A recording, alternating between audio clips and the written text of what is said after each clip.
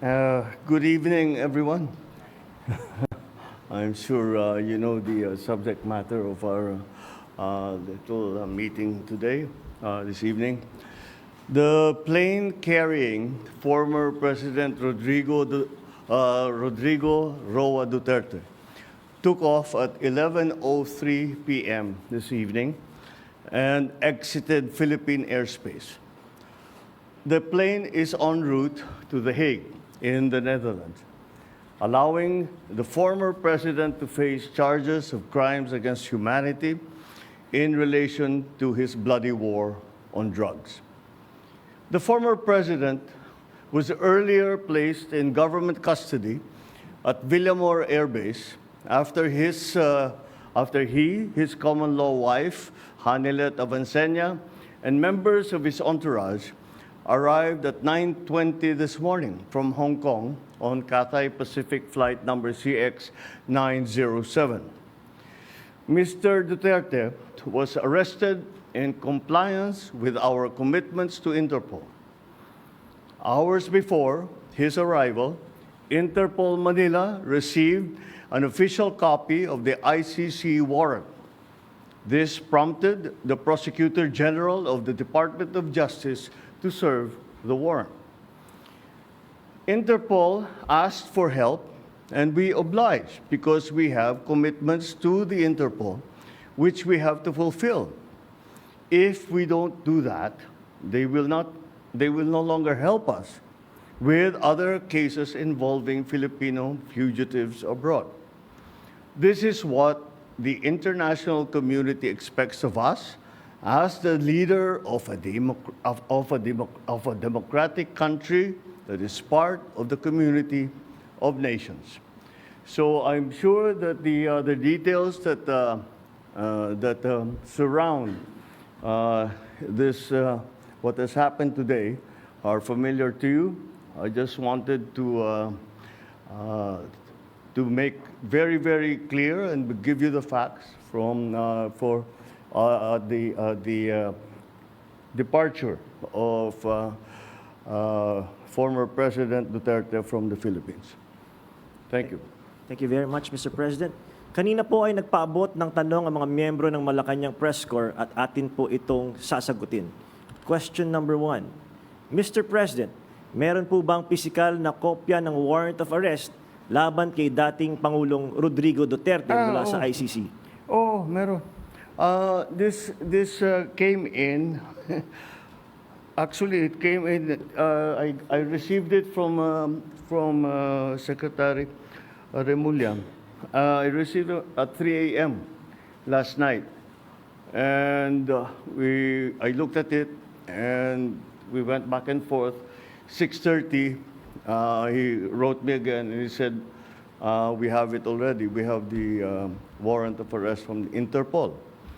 And I said, "Okay, we'll put all our plans into place, and sige, let's proceed as we had discussed."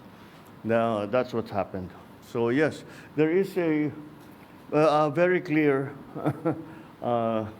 document that will explain that will explain the basis on how we conducted this arrest of former President Duterte. Sir, is it okay if we give them copies of the arrest warrant, photocopies of the arrest warrant? Will that be possible?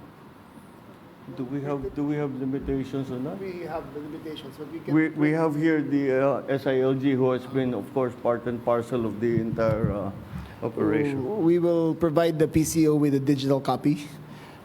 It has been attested by the Secretary of Justice and the Department of Justice as a lawful and legal warrant.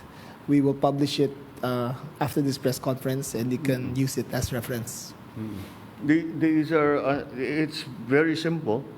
It's a request to the Philippine government from Interpol to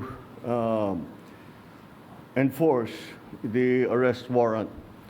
And of course, we comply with our commitments to Interpol. We did not do this because it was derived from or it came from ICC. we did this because Interpol asked us to do it. And we have commitments to them, and we lived up to those commitments. Sir, thank you, sir. Second question, sir. Mr. President, sinasabi ng kampo ni PRRD na unlawful arrest daw itong ginawang pag-aresto sa kanya. Well, we followed every single necessary procedure. We had a very good basis on which to serve that warrant and to read him his rights. We followed all the legal procedures that are necessary. So I'm confident that if in further examination, you will find that it is proper and correct. Sir, third question from the MPC. Mr. President, may violation ba ito sa ating soberanya, itong pagkaka-aresto kay dating Pangulong Duterte? No. Bakit naman? Dahil consistent naman tayo. Hindi tayo tumutulong sa investigasyon ng ICC.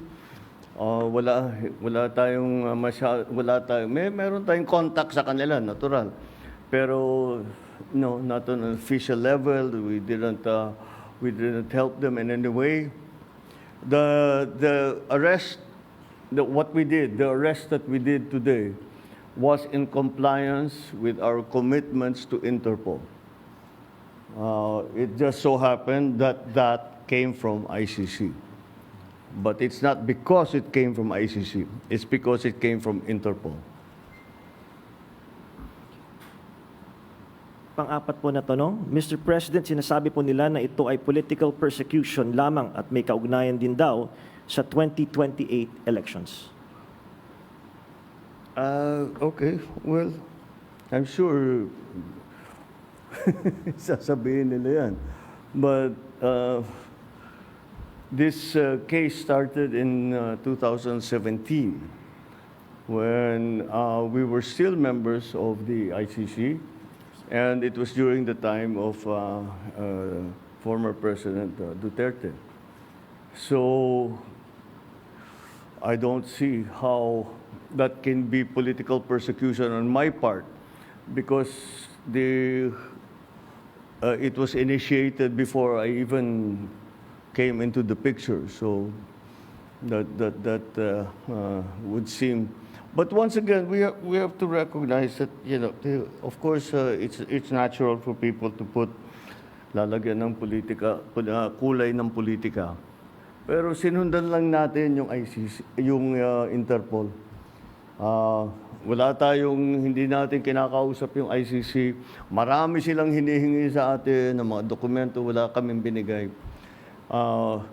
Yun lamang, hindi natin mahindian ang Interpol.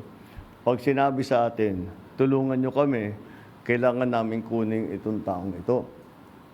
Dahil, kung maalala ninyo, lahat ng mga tumakas dito sa Pilipinas, kagaya ni Alice Go, kagaya ni Arnie Tevez, kung sino-sino pa, pati naman yung mga human trafficking sa Myanmar, pati sa mga madadamay. Sinong tumulong sa atin para makita natin yung mga ating kababayan na inaapi at ginagamit sa masamang paraan?